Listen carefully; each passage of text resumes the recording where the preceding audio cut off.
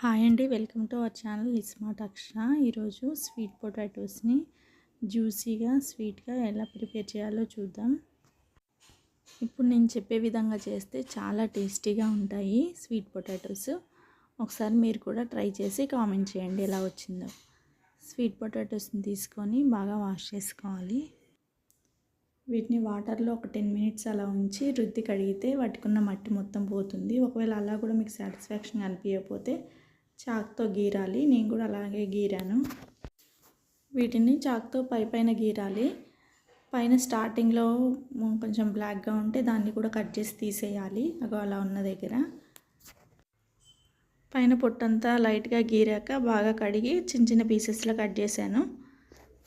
మరి చిన్నగా కట్ చేయకూడదు.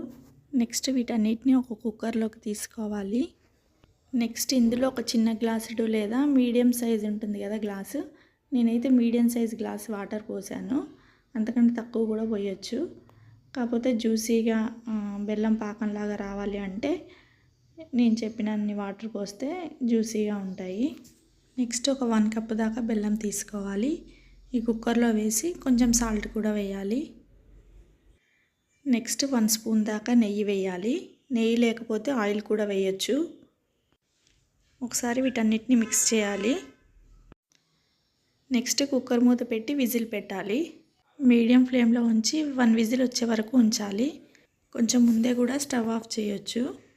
1 విజిల్ వచ్చాక విజిల్ తీసి మూత తీసి చూస్తే పర్ఫెక్ట్గా ఉడికిపోయాయి. చూసారా, మనం పోసిన వాటర్ మొత్తం ఇలా వచ్చేస్తుంది. బెల్లం కూడా ఈ వాటర్లో కరిగి ఈ జ్యూసీగా స్వీట్గా ఉంటుంది ఈ వాటరు. అంతే అండి, చాలా easy sweet potato. Thanks for watching. Bye bye.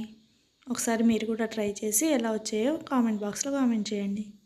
Thanks for watching. Bye bye.